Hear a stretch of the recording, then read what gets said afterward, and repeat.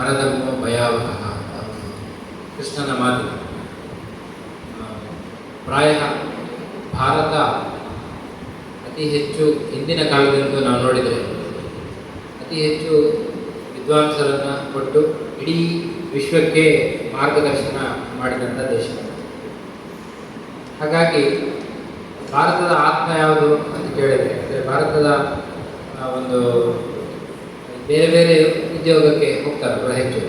ಹಾಗೆ ಭಾರತವನ್ನು ಒಂದು ಮನುಷ್ಯನ ರೀತಿಯಲ್ಲಿ ಕಲ್ಪನೆ ಮಾಡಿಕೊಂಡ್ರೆ ಅದು ವಿಶ್ವಕ್ಕೆ ಗುರು ಆಗಿದ್ದು ಇದೇ ಕಾರಣ. ಅಂದರೆ ಇಲ್ಲಿ ಹೆಚ್ಚು ಹೆಚ್ಚು ಜನ ಅಧ್ಯಾಪಕರು ಇದ್ದರು ಮತ್ತು ಒಳ್ಳೆಯ ಮಾರ್ಗದರ್ಶನಗಳನ್ನು ಮಾಡ್ತಾಯಿದ್ರು. ಆದರೆ ಇದನ್ನು ನಾವು ಮರಿತಾ ಇದ್ದೇವೆ ಈಗೀಗ. ಯಾಕೆಂದರೆ ಹೊರಗಡೆಯ ಇನ್ಫ್ಲೂಯೆನ್ಸಿಂದ ನಾವು ಮರ್ತೋಗ್ತಾ ಇದ್ದೇವೆ.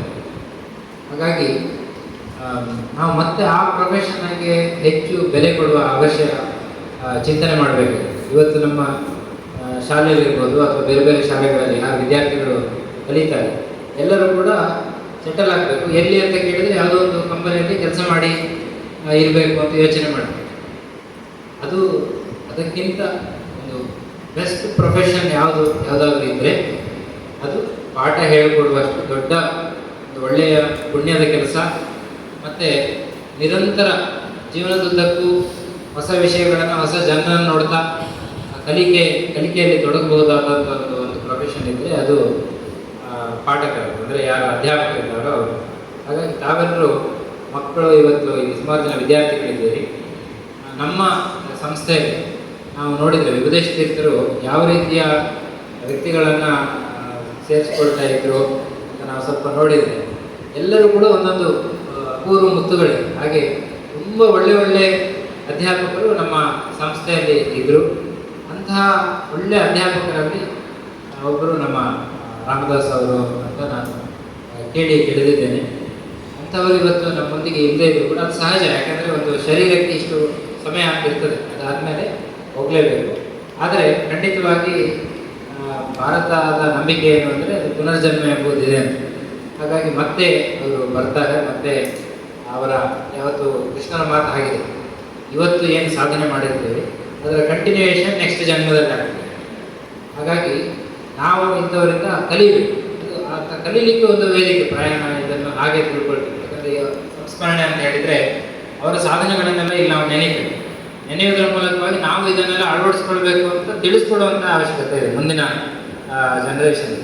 ಹಾಗಾಗಿ ಅದು ಆದರೆ ಸಾರ್ಥಕ. ಹಾಗಾಗಿ ಈ ಕಾರ್ಯಕ್ರಮಗಳನ್ನು, ಇಂತಹ ಒಂದು ಕಾರ್ಯಕ್ರಮಗಳನ್ನು ನಾನು ಅಂದ್ಕೊಳ್ಳೋದು ಪ್ರಾಯ ನಮ್ಮಲ್ಲಿ ಯಾರೆಲ್ಲ ಹಿರಿಯರು ಈ ಥರ ಸಾಧನೆ ಮಾಡಿ ಉಡುಪಿಯ ಹೆಸರನ್ನು ದೇಶದ ಉದ್ದಗಲಕ್ಕೆ ತಗೊಂಡು ಹೋಗಿದ್ದಾರೆ ಅಂತಹ ಎಲ್ಲ ಅಧ್ಯಾಪಕರುಗಳ ಪಟ್ಟಿಗಳನ್ನು ನಾವು ಮಾಡ್ತಾ ಆ ದಿನ ಒಂದು ಅಧ್ಯಾಪಕರಿಗಾಗಿ ಒಂದು ದಿನ ಅಂತ ಮೀಸಲಿಟ್ಟು ಅಲ್ಲಿ ಎಲ್ಲ ಹುಡುಗರಿಗೂ ಒಂದು ಸಂದೇಶ, ಈ ಕಾಲಕ್ಕೆ ಹೇಗೆ ಬೇಕು, ಯಾವ ರೀತಿ ನಾವು ನಮ್ಮ ಶಾಲೆಯಲ್ಲಿ ಹೀಗೊಂದು ಯೋಚನೆ ಮಾಡಬೇಕು. ನಮ್ಮ ಶಾಲೆಗೆ ಬೇಕಾದ ಉಪಾಧ್ಯಾಯರುಗಳನ್ನು ನಮ್ಮ ಶಾಲೆಯಲ್ಲೇ ತಯಾರು ಮಾಡಬೇಕು.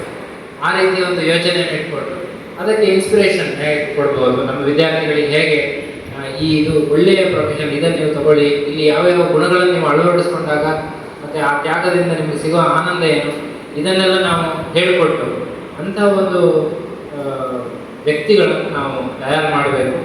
ಅದು ಒಂದು ನಾವು ಪ್ಲ್ಯಾನ್ ಮಾಡ್ಬೋದು. ರಾಮ ಅವರೇ, ನೀವು ಎಲ್ಲರನ್ನೂ ಇದನ್ನು ಈ ಒಂದು ವಿಷನನ್ನು ಇಟ್ಕೊಂಡು ಎಲ್ಲ ನಮ್ಮ ಹಿಂದಿನ ಅಧ್ಯಾಪಕರುಗಳನ್ನು ಅದರಲ್ಲಿ ಸೇರಿಸ್ಕೊಂಡು ಯಾವ ರೀತಿ ನಾವು ನಮ್ಮ ಎನ್ಕರೇಜ್ ಮಾಡ್ಬೋದು ನಮ್ಮ ಸ್ಟೂಡೆಂಟ್ಸ್ಗೆ. ನಮ್ಮ ಈ ಸ್ಕೂಲ್ ಮಾತ್ರ ಅಲ್ಲ, ಬೇರೆ ಬೇರೆ ಎಲ್ಲ ಸ್ಕೂಲ್ಗಳಲ್ಲಿ ಇಡೀ ನಮ್ಮ ಮುಂಬೈಯಲ್ಲಿದೆ, ಡೆಲ್ಲಿಯಲ್ಲಿದೆ, ಅದನ್ನು ಸೇರಿಸ್ಕೊಂಡು ನಮ್ಮ ಎಲ್ಲ ಇನ್ಸ್ಟಿಟ್ಯೂಷನ್ಗಳಲ್ಲಿ ಒಂದು ದಿನ ಅಧ್ಯಾಪಕರುಗಳು, ಈಗ ಹೇಗೆ ನಾವು ಫೌಂಡರ್ಸ್ ಡೇ ಅಂತ ಮಾಡ್ತೇವೆ, ಮೊದಲ ಗುರುವಾರ ಮಾಡ್ತೇವೆ ಜುಲೈಯಲ್ಲಿ, ಅದೇ ರೀತಿ ಅಧ್ಯಾಪಕರ ದಿನ. ಆವಾಗ ಆ ಅಧ್ಯಾಪಕರುಗಳ ಸಾಧನೆಗಳನ್ನೆಲ್ಲ ನೆನಪು ಮಾಡಬೇಕು. ಆ ದಿನ ಇಡೀ ಏನಾದರೂ ನಾವು ಈ ರೀತಿ ಮಕ್ಕಳಿಗೆ ಒಳ್ಳೆಯ ವಿಷಯಗಳನ್ನು ಹೇಳ್ಬೋದಾ, ಅವರನ್ನು ಹೇಗೆ ಒಂದು ಅಧ್ಯಾಪಕರನ್ನಾಗಿ ತಯಾರು ಮಾಡೋದು ಹೇಗೆ, ಅದರ ಬಗ್ಗೆ ನಾವೊಂದು ಅವರಿಗೆ ಹೇಗೆ ಎನ್ಕರೇಜ್ ಮಾಡ್ಬೋದು, ನಾವು ಅದನ್ನು ಸ್ವೀಕಾರ ಮಾಡುವವರಿಗೆ ನಾವು ಯಾವ ರೀತಿ ಅವರಿಗೆ ಏನಾದರೂ ವಿಶೇಷವಾದ ಸವಲತ್ತುಗಳನ್ನು ಒದಗಿಸ್ಬೋದು, ಇದ್ರ ಬಗ್ಗೆ ನಾವು ಚಿಂತನೆ ಮಾಡ್ಬೋದು. ಅದೇ ರೀತಿ ಒಳ್ಳೆಯ ವಿಷಯಗಳನ್ನು ನಾವು ಕೊಡಲಿಕ್ಕೆ ಆ ದಿನ ಅಂತ ಆಯ್ಕೆ ಮಾಡ್ಕೊಳ್ಬೋದು. ಆವಾಗ ರಾಮದಾಸರು ಯಾವಾಗಲೂ ನೆನಪಾಗ್ತಾರೆ, ಪ್ರತಿ ವರ್ಷದಲ್ಲಿ ಒಂದ್ಸರಿ ನೆನಪಾಗ್ತಾರೆ, ಎಲ್ಲರ ಮನಸ್ಸಿನಲ್ಲಿ ಅವರ ನೆನಪಾಗ್ತಾರೆ. ಆ ರೀತಿ ನಾವೊಂದು ಚಿಂತನೆ ಮಾಡ್ಬೋದು. ಅಂತೂ ಆಮ್, ಆ, ಕಳ್ಕೊಂಡಿದ್ದೇವೆ ಹೌದು.